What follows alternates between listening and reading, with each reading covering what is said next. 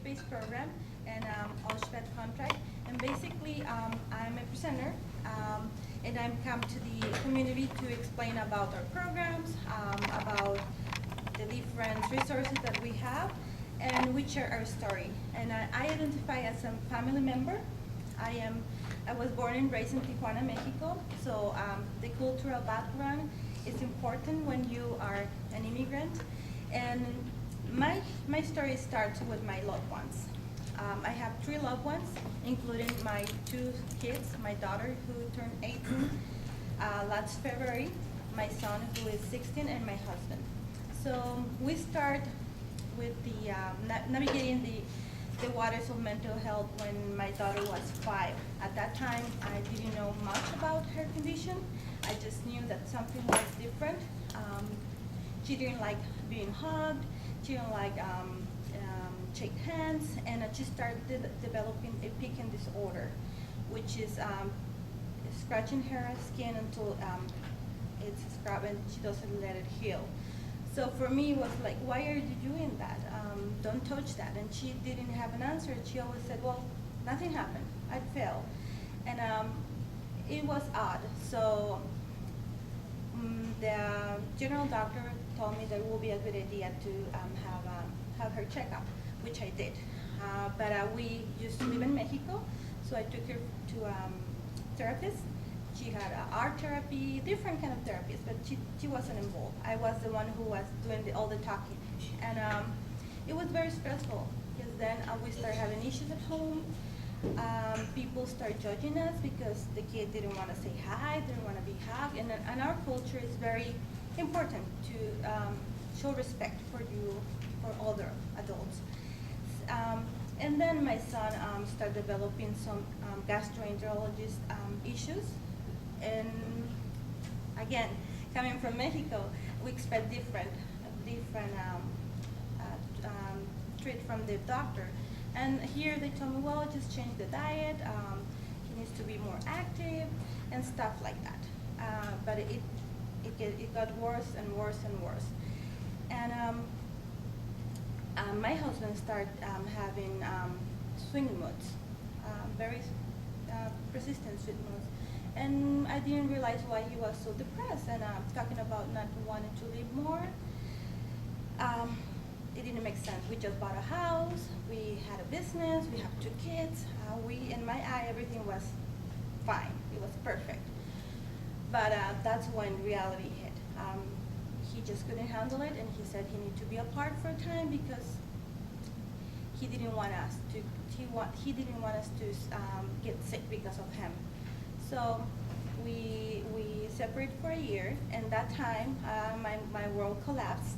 Of course, after more than 15 years married, 6 years dating with the same guy. So my whole world was my husband, my kids. Now I'm here with two kids in a different country that I don't know the language. I'm not being in the workforce because I have my business, so I have my bubble. And now someone told me about NAMI, NAMI support group. So I said, okay, I'm gonna check that out. I'm a faithful person, but I didn't found that knowledge, that support. So I went, and of course it was in Spanish, and people welcome me like they know me for many, many years before. And I learned that my pain, it wasn't bigger than others. I was struggling with a different circumstances, maybe same diagnosis or different diagnosis, but we learned not to put labels on people. We are not a disease. We are a person first. We have to acknowledge that. And starting by learning, then you switch the way you respond, not react, because that's what we do. We react when you don't know what's going on. So the support group really helped me and changed my perspective. I learned that NAMI had classes, so I attended family-to-family class along with the support group, and that's one of our resources. Family-to-family class is designed so family knows all about mental health conditions, and it's too much information. Of course, you won't absorb everything at once, but it's an eye-opener. And that leads you to wanted to learn more, and you are more compassionate towards the feelings, the emotions, the ups and downs of your loved ones. Because at the end of the day, if they're struggling, it will impact your health, your well-being, everything you do. I took the NAMI class, and well, I'm gonna talk about NAMI, and then I'll continue with my story. NAMI is one of the largest affiliates over NAMI National. There is about 950 affiliates over the country, and it started because a group of parents like me, looking for better answers for their kids. They were called parents of schizophrenics, and back then in the 70s, they were looking for more options, for more resources. So this started developing to a bigger cause. Now it's an organization. In the '84, we launched the first helpline, which is available to everyone free of cost. And as well, we have many programs in English, but as well developing in Spanish, Arabic, and many other languages.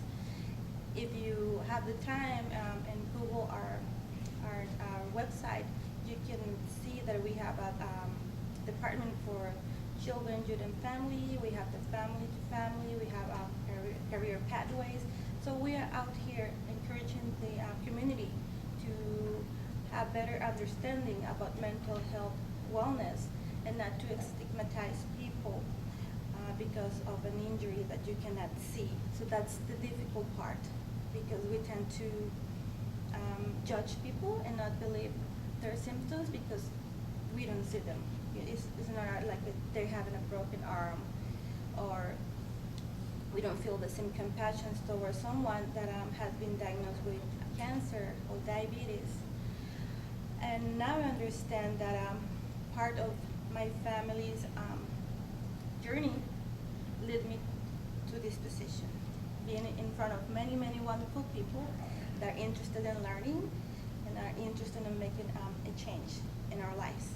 Because we have the life experience, which is it is nothing compared to learning to a career or a book, but firsthand, So I can happily say that NAMI, it was a lifesaver back then, and keeps doing it. Because of this, I'm able to not see my situation like, oh, poor me, my family. No, we are stronger. We are here because we have a purpose and a mission.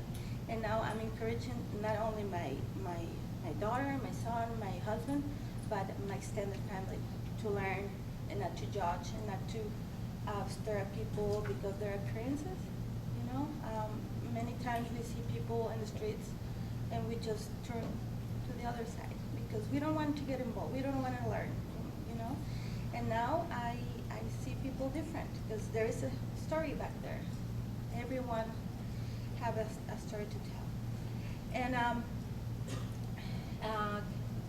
NAMI also has this program which I work. It's faith-based program, and that's a very good program because now we're bringing together the mental health, behavioral services, and the faith leaders, so we can both understand each other better, and to use faith and hope as a part of recovery, but respecting everyone's religion. So for me, it's very important because when therapy doesn't work, or the medication needs to be adjusted, or simply we don't have the energy, hope is what keeps me going. Every morning, every day, knowing that that it's happening for a reason, but it's not the end of my days. I'm here for good. And having co-workers that really understands you and understand the situation, it makes you happy to go to work. It makes you eager to learn more, and just to have each other's backs. Okay? Now I know that substance abuse. It's well, I'm gonna back up. I've been seeing substance abuse on my husband because he started self-medicate him, and the reason is because he didn't have the correct diagnosis back then. He didn't have the help that he needed. Unfortunately, when he was a kid, his mom was approached by the teacher and told her that his son needs some help because he was behaving different than the other kids.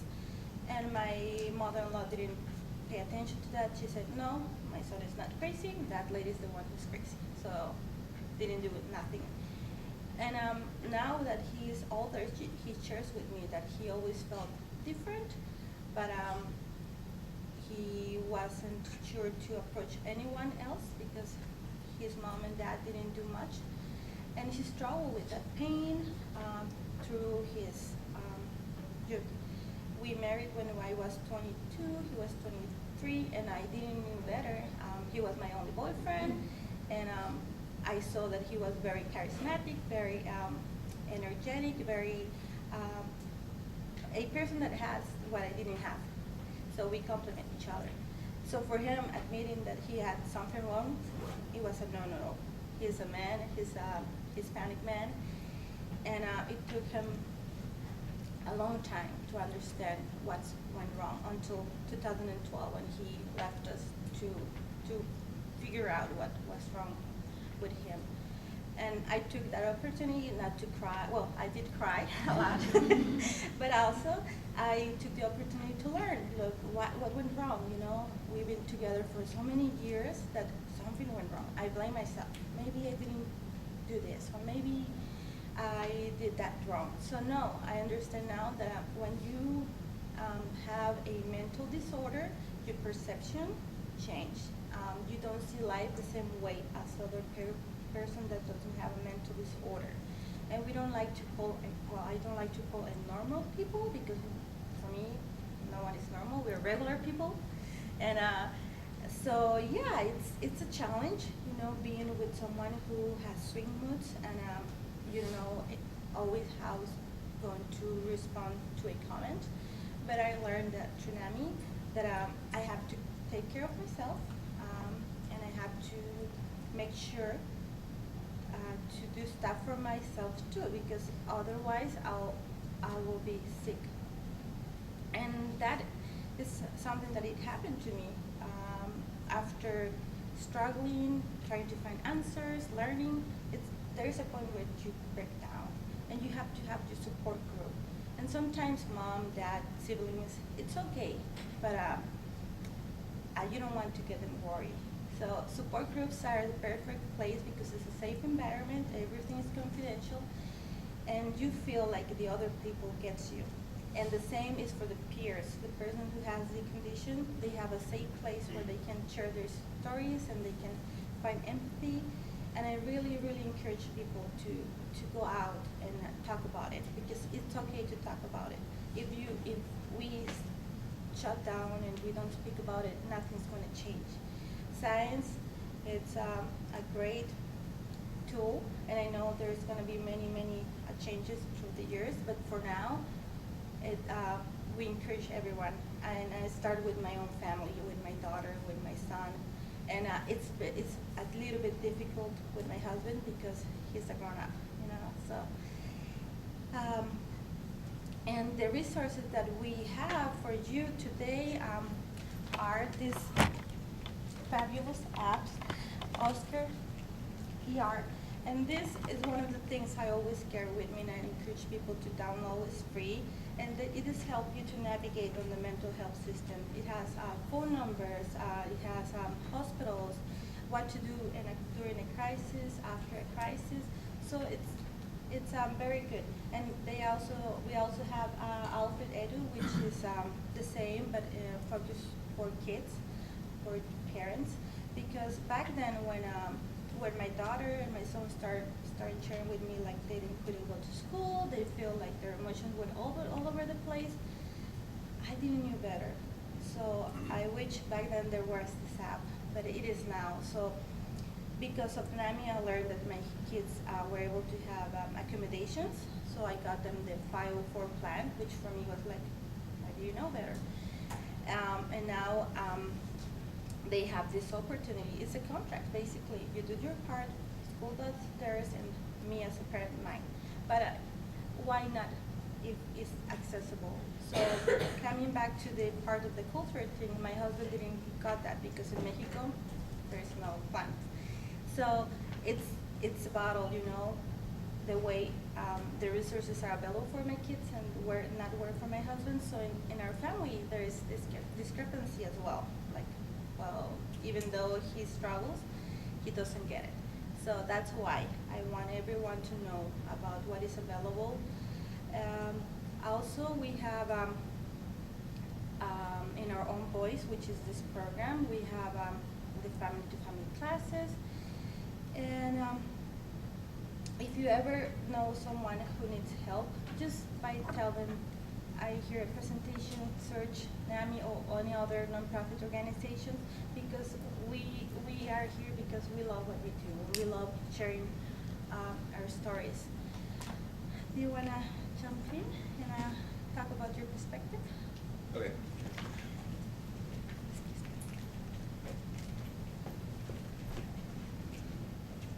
Okay, hi everybody. Hi.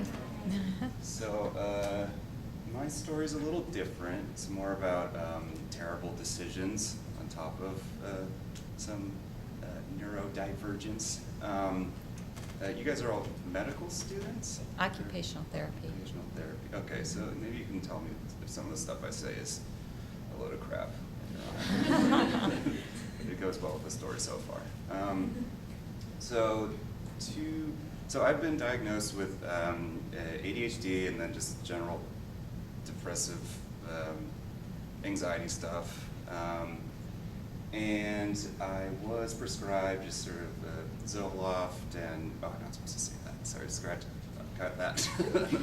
But yeah, and ADD meds, which were just stimulants. I'm not supposed to say the name because like I'm not a clinician and I'm representing NAMI. I'm not supposed to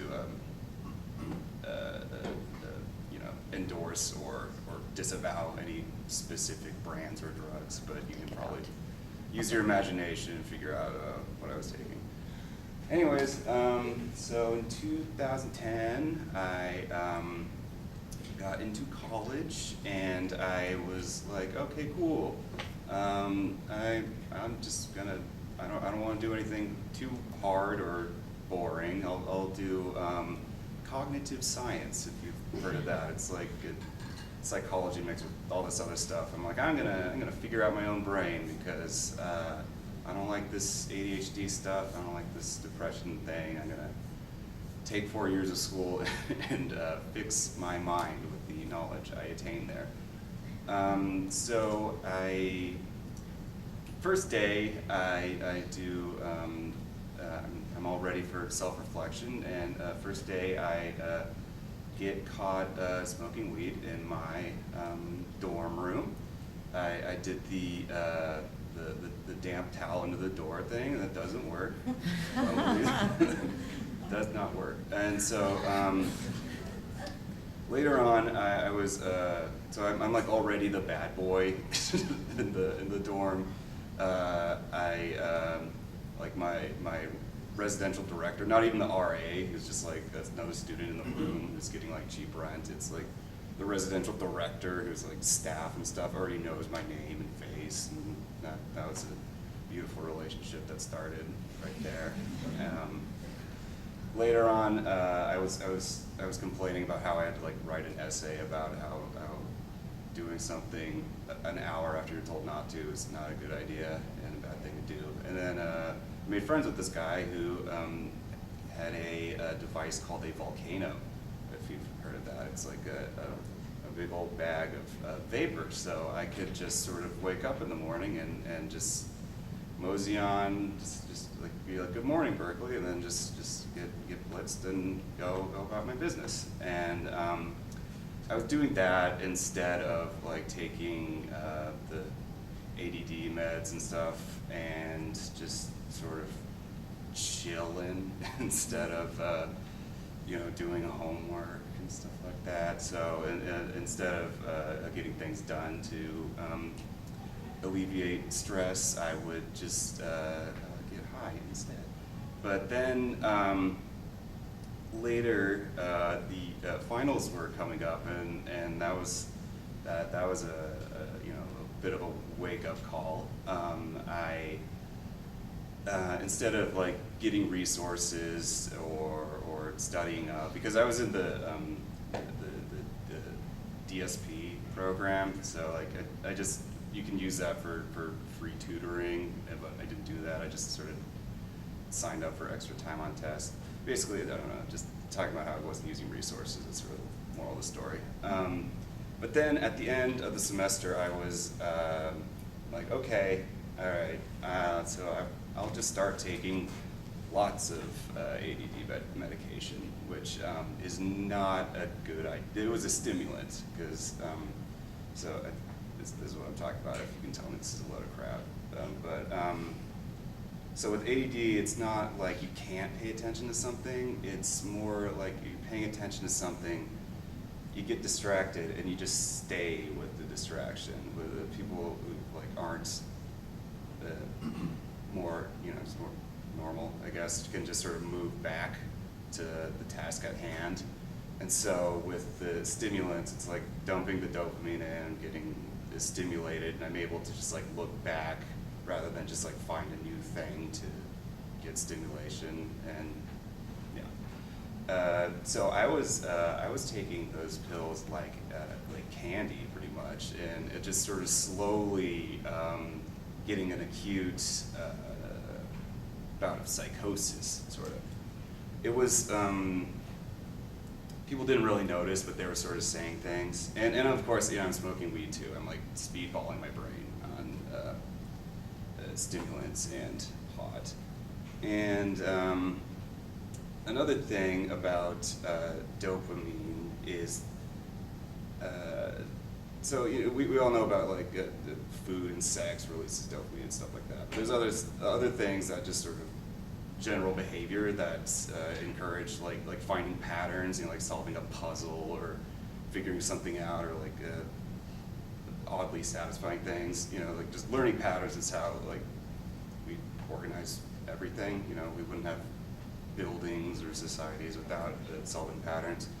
So when I have like that much dopamine going through my brain, it's just basically just any thought is just, no matter like any conspiratorial kind of delusional thought, like my brain's just like, yeah man, you're onto something, and just keeps going, encouraging itself. Like like people on cocaine will come up with like small business ideas and stuff like that, just like super confident and tweaked out. Anyways. So another analogy for this, if you watch the show Sherlock, have you seen that, where the Cumberbatch, when he's like in the room and just looking around and everything's like going super fast, and there's just like mathematical equations floating by his head and stuff like that, and all those weird visuals. It's kind of like that, but just utter nonsense. It's just like you think that you just have everything figured out, and so by then I'm just like saying really weird stuff about I don't really remember. Just I don't know, like I'm jacked out of the Matrix kind of thing. Just like the wool from my eyes has been peeled, sort of 1984. It was just really like I don't know, really pretentious, I guess, but just sort of like a teenager just watched Fight Club or something like that. Just like a society just completely figured out. And so of course when people are just like, hey Stan, you're sounding really weird right now, I'm really worried about you, I'm just like, of course I sound weird to you, like of course your mind can't handle like what I'm saying. It's just like it's really hard to reason with someone when they're having a psychotic moment, because they just really can't take a step back, and like their brain's just compromised. So I was doing all this stuff for a while, just bouncing around town, And then I run into my residential director, and she was a little concerned, to say the least. I was like, speaking all my weird coded messages and just like laughing at myself and stuff. And then she called, I didn't even know what this was at the time, a PERT team, which is the Psychiatric emergency team response. They have the knowledge to see if the person needs immediate attention and transfer to a hospital. So they're the first responders in a mental health situation. Yeah. So I ended up with the 5150. I didn't even know what that meant. I thought it was just like police code for crazy person, but it's when you're brought into like a hospital or something, and you're on like a 3-day hold, and yeah, for better or worse, for someone to be forced into a hospital, cops have to be involved. So when I was on my little like I figured out who the man is and stuff like that. Like the cops were not what I wanted to see at the time, but I just sort of let them take me wherever. I was complicit, but very annoying, and like just trying to be like really snarky at them. And then actually no, I was making enough noise that that actually my parents flew up, and I didn't even know that, and like they met me at the hospital. I was also on, unfortunately, I was on social media at this time, so a lot of folks down home could see my very public meltdown. And yeah, I was in this hospital for like 5 days. I didn't even know. I like couldn't keep track of time. It wasn't bad. It was like this. It wasn't even a real hospital, really. It was just sort of like, I mean, it had locked doors and stuff, but it was in Berkeley, so it was like coloring books everywhere, and just like arts and crafts and stuff, and board games. So it wasn't bad, but I was just like wasn't in a good place mentally. Like I was missing out on finals, so I was worried about that all of a sudden too. And I was like, I gotta get out of here and do my homework. And they're like, are you sure? Do you really think you can do that? And I'm like, no, I guess not. And so like just sort of slowly, my brain was coming back together. So yeah, after 5 days, I go back home. Unfortunately, I did miss finals, but it was a medical withdrawal, so it wasn't Fs. It was just a bunch of Ws, and just sort of a waste of a lot of money. And so it was just sort of like a nullified semester. But then, if you get a medical withdrawal that late in the semester, you have to take the next semester off. So that was pretty hard to accept too. I was really bummed about that. But took some community college stuff.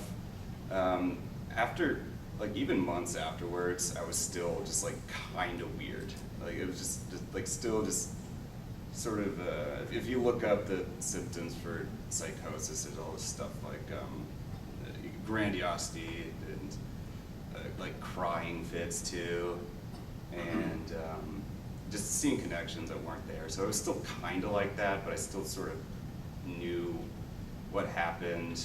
Like I don't know. I was just trying to have like a very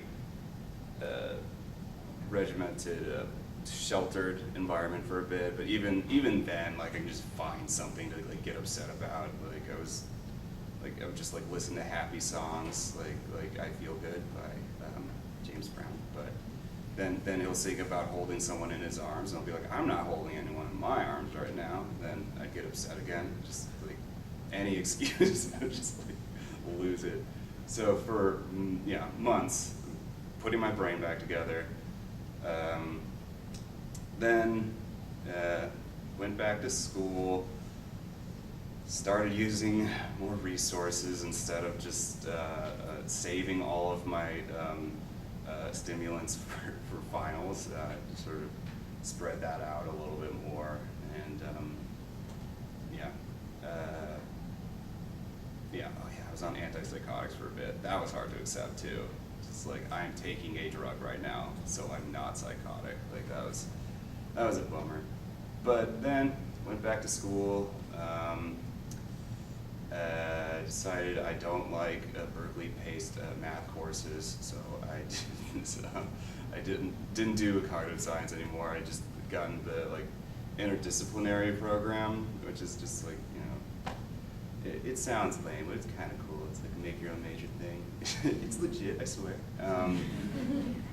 Just sort of like wrote a thesis about human irrationality and decision making and stuff like that, which was I thought sort of tied things together pretty well. Then found out about NAMI and started volunteering for them, and now I got a job.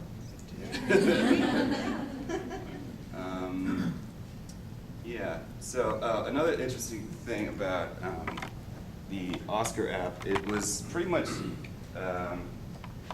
what I wish I had it at the time. Like if I knew about that, or I wish my friends had it too, because it's like I found out later it's super common for like first year college kids to just have like you get hospitalized for, you know, super stressful. You're making your own decisions for the first time.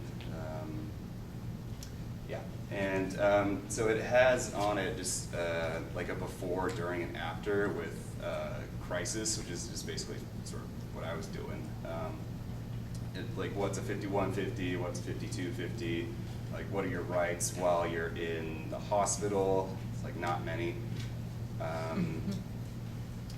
Yeah, fortunately, I was 19 at the time, but fortunately, when my parents showed up, they just like put this piece of paper in front of my face. They're like, "Please sign this." I'm like, "Oh, okay, whatever." That was sort of to help them have control of like when I would get out and stuff like that. Because once you hit 18, like there's all these weird different rules about what happens to people who get picked up. Yeah, that's it. Good questions. What do you think? Well, and I come from the perspective as a family member, but honestly, even though you never have been diagnosed or you don't have it on your genes, or it can happen to you. After many years of dealing with my family's health issues, it got me. I break down, and one day I just couldn't handle it anymore. And it's very difficult to accept, as he was saying, because you don't want to be sick, but once you realize that there is an opportunity for you to heal and to get treatment, and you are not alone, you have to take it. But as a mother, as a wife, I didn't have that luxury because I was with my family first. So silently, I started getting depressed, which I didn't realize back then, but I keep telling like, I'm not happy. I'm not happy. I gained weight. I'm not myself anymore because I stopped doing stuff that I really enjoy to take care of my kids, because sometimes we're like therapy twice a week, physical therapy, and my daughters taken from school, just to find the absences, making sure they do their homeworks, helping my husband in our business, and it was too much. And trying not to share more with my family members, because I noticed my mom was getting worried, very worried about it, and my siblings too. So now I learned that I have to put myself first, and make sure to take care of myself. By doing this, it helps me to learn every day a different resource and connect with different people, and the blessings that I receive are amazing. Yes, having a job for me was a huge thing, because even though I have a degree in business, I never use it here. I use it in my own little business, but I wasn't fulfilled. I didn't feel like I was doing something that it makes me happy. So now, this is the great opportunity to wake up, to come here, to have a mission, and to encourage my family to do not give up. Even though sometimes you have to see different doctors, it's not the ideal scenario, going through many doctors, but if you are on the other side of the desk, if you're a physician and you see someone, it's very important for us to have that human touch, that understanding that everything might not be well like this, like we want, but that we are working together towards recovery. And yes, we can have setbacks, we can fall, but we can stand up again when we have the support. It's very important because sometimes we forget that validation. Like, I forget to tell my husband every day, like, the little changes, because, you know, I'm so focused on other things, but then I realize, okay, he needs my validation, he needs my encouragement, but I'm not, that's not my job, right? Giving them the tools, it helps a lot. Like my daughter, it was, and this fine line not being able to graduate high school because of the absences and the procrastination, and she told me, Mom, please trust me, I get this. And I said, well, the counselor, the emails, everything is are against you, but as a mom, as a woman, I will support you, and if you want to do that instead of learning center, okay. And it was very painful and very scary for me as a mom, because her dreams now become my dreams, but I understand it's her life and her dreams. So yes, she did it. She finished high school with the class. She attended prom, and that's a big thing because she was very isolated. She doesn't have many friends. She has a friend and then disappears, and another one. And me, I have a friend since I was 2 years old. So we are different, yes, but I understand that sometimes you don't connect with a person. Sometimes you connect momentarily, and then you realize we don't have that much in common. So I encourage her and my son to seek for true friends, true people. And now she's trying to survive in this new world that is adult, you know? Because I told her, Mom, it's not going to be always holding your hand, even though I want to. But she has to do stuff by herself. So she just enrolled in a community college, which I'm very happy. And I told her it's better to do little steps, strong steps, than try to do all at once. And you know, having a setback, even it will be harder for her, for us, financially as well. So again, having this, coming from this place of acceptance and understanding and compassion helps me and my family and other ones. And now I don't compare my life with my girlfriend, because we all have kids around the same ages, and some of them are going to different colleges. They're having other kind of dreams, and I celebrate with them, and I'm happy for them. But I understand that my kids might have a different way to pursue their careers and happiness, and that's okay. You know, that's okay. We are all different, and I understand that, and I accept that. So accepting mental health conditions and encourage people towards recovery is the best gift we can always do. It's free. And having persons like my coworker here that now been talking about their personal life, it's not easy. It's intimidating, you know, we don't know you, but we are speaking from an open heart. And hopefully with this presentation, you have more empathy and more compassion toward mental health, and not only for peers, but for families too, because we as mothers, we never stop worrying about our kids, no matter if they're ill or not. And mental illness is a big challenge nowadays, but I think it's a great opportunity to learn with this presentation, as well as social media, and with people that are coming up, like celebrities, and expressing their stories too. It's very encouraging. So I don't know if you have any question for us before we finish.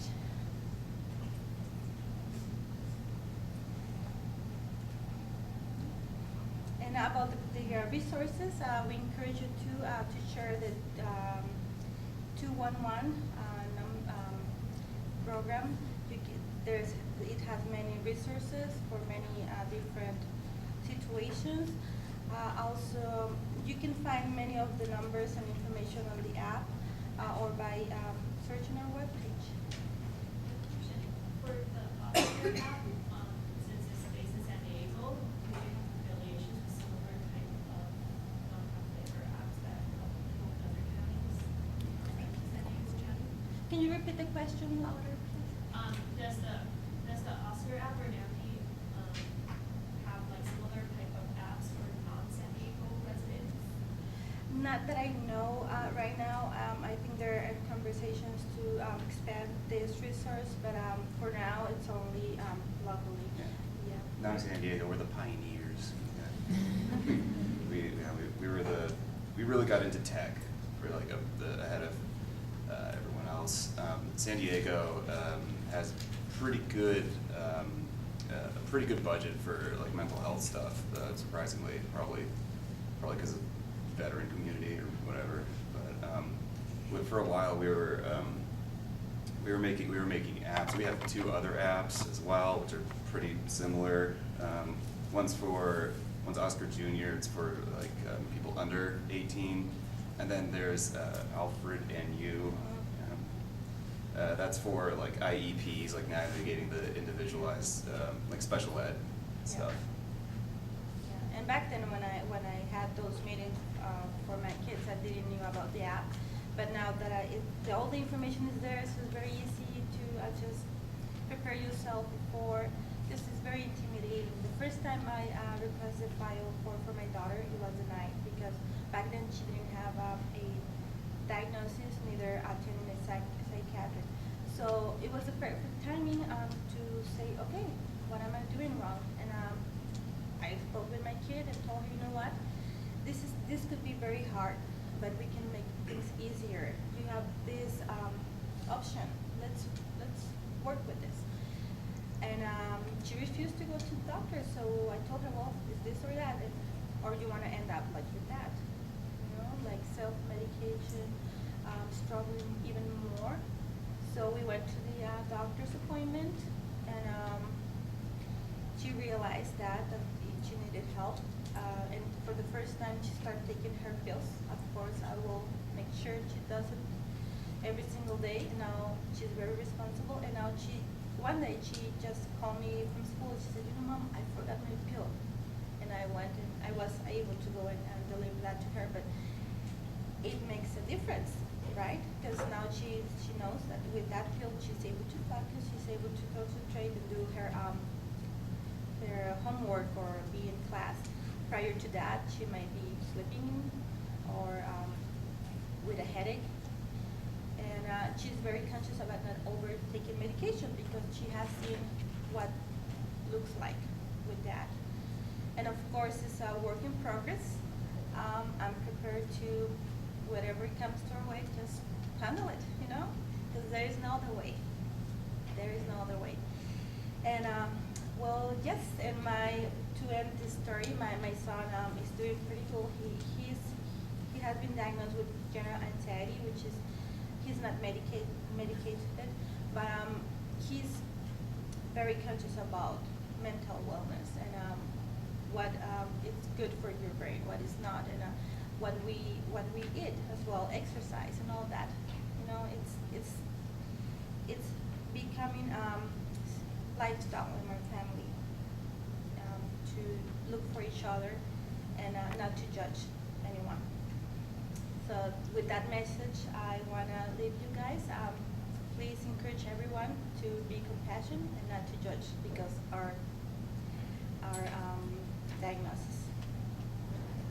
Stigma is very real. It's Yes. like it's 100%. I mean, not 100%, but it's generally socially acceptable to dismiss like people as crazy or unhinged or whatever. Just like every I don't know. I'm getting in trouble for this, but Yeah, every time there's like a shooting, there's like someone who's just like, we should make a registry for everyone who's mentally ill, even though there's like there's no correlation between, like, you're not more likely to be a spree killer if you're diagnosed, or like there's just full on book, like there's just like books called just like Trump is crazy, and like I'm not a fan of him, but like you can be a garbage president without being mentally ill. Like you don't need to have a diagnosis to like to do to do that, like, you know, have bad policies, like acting like he's doing that because he's mentally ill. It's just it's just totally accepted. People just gobble that up, and they're just thinking, oh, we can if I can diagnose him from my couch, I can get rid of this president I don't like. And it's just no good.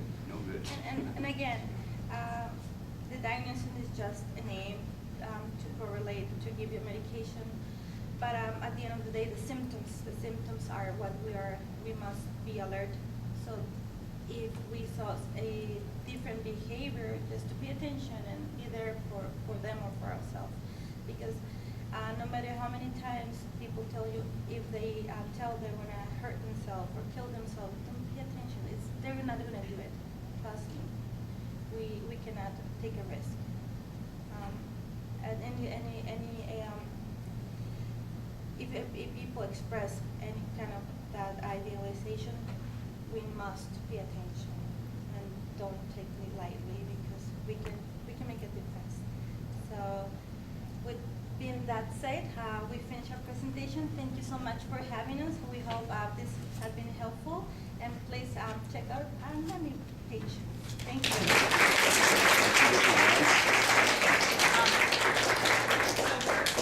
So we're off camera now, just in case anybody did want to say anything. So I stopped the video. But so I just wanted to still reopen if there were other questions. I guess I have one question for you, Stan. In terms of, so you made it through school with the support of NAMI. Did you have any other? Oh no, I didn't know about NAMI till after. Oh, okay. Yeah, that was. I said I wish I did. Oh, like you if wish I had, you did. If Okay, I had that so- app, it would have been a little easier. But, So did you find other support systems, or? Well, yeah, there's like there's tons of support there. I just, you know, wasn't using it. I was the cops got involved, and then I started using a lot more, like check-ins and stuff like that, and you know, tutoring and just like, you know, making sure that doesn't happen again. Great. Thanks for coming and sharing your stories and your experiences. You mentioned that San Diego has a lot of resources for mental health. How do you think that being in San Diego and kind of being on that progressive side of mental health can kind of spread across the country? What are some of the easiest ways that we can make these things more accessible or just more informed, like people more informed on like a national level? Because San Diego is so progressive and things like that. I don't know, we're doing the presentations for one. Yeah, well, I think by being here in the community, it helps a lot, because I've been working with NAMI only for a year and volunteering only for a year, but I'm learning so much about programs by being in touch with the community. And now that we're launching this faith-based approach, it's helping even more, because now clergy is trying to do their part. So it's bringing all us together and knowing about the resources. But yes, we're in a privileged situation, because me coming from across the border, there's no help. So, yeah. Thank you. You're welcome. I have a question. Yes. Thank you, first of all, for sharing. I know that it's all, I mean, I'm sure you've shared your stories a lot, but I know that it's always, or we just appreciate that openness. And I was just looking at the NAMI website. Looks great. But what, I guess I haven't looked into it too much, but what kind of services do you kind of connect with your hospitals, or just to, if I ever need to use it, it would be great, or to educate someone about it, its existence, like what kind of services does the app or the website provide for the organization?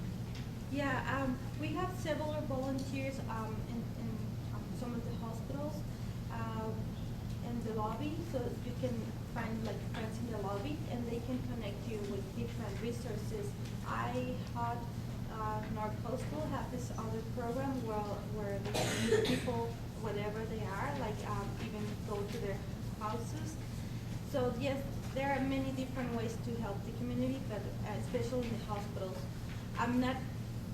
I don't have all the details for every program, but I'm sure if you see someone with a NAMI law with the hospital, because we have a connection there. And we have NAMI connections, we have the peer links, which is matching a peer and peer, so they have like one-on-one time companions. And that's other part of the resources. Once the person is stable, we want them to become again part of the society and integrate in different programs. Career Pathways offers not employment precisely, but skills to use your life experience and become a peer and support family member, which I forgot to tell you about that. And support others. So it's not only us being here telling our stories, what we had accomplished through education. I started with the support group as a participant. Then I took the class and became